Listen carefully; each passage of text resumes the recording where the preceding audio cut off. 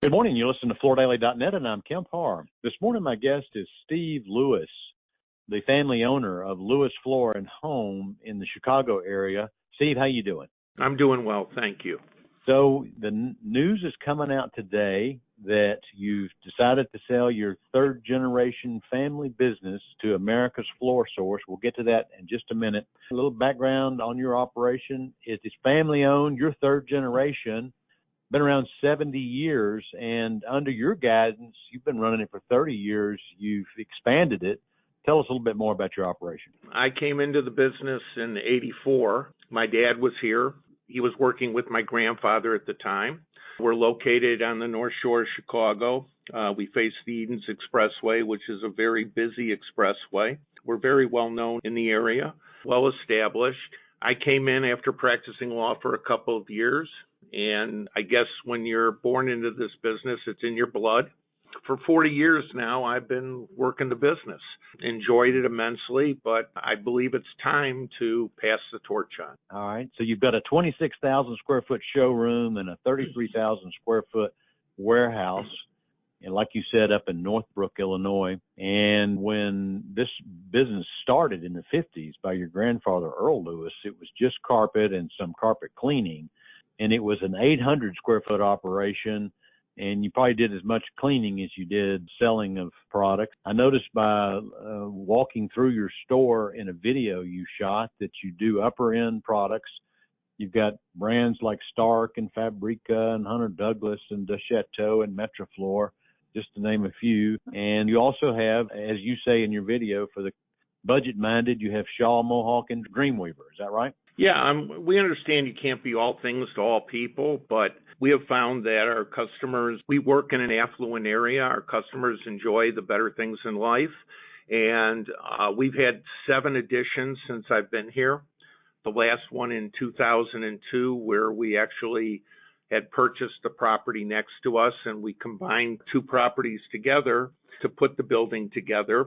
Our showroom features well over 150,000 SKUs of different product. We deal with about 150 different suppliers. We import from overseas. We stock a lot of high-end merchandise. Quite frankly, we cater to sophisticated clientele. Having said that, there are budget-minded customers that we don't want to ignore, nor should we. So we sell a lot of moderately priced material also. Roughly 20 years ago, we got into hard surface, transitioned from just a carpet store, started selling tile and wood.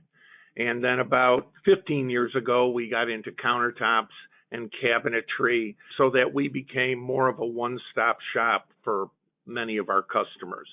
Most of our business is referral. We have a very strong designer base, and we do a significant amount of custom home builder work. All right. So in the house business right now, I know most people know the business has been soft. So how's your business? The first quarter for us was soft. Fortunately, the last 2 months have been very strong. Not exactly sure why, but what we're finding is that the middle is where it's softest. The low end is okay, and the very high end is very good. People that have money are spending it, and they want the better goods, and so we cater to that. So you're selling to Jason Goldberg, America's Floor Source. Tell us about that decision.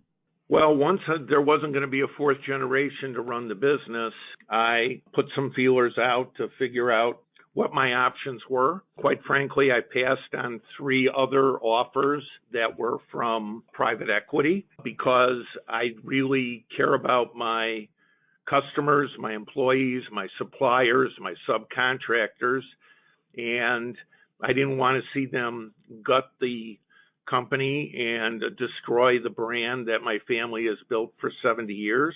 Jason is exactly opposite of private equity. He wants to come in here and invest in the company, grow the company, and quite frankly, he will be able to bring technology that I couldn't afford to bring in.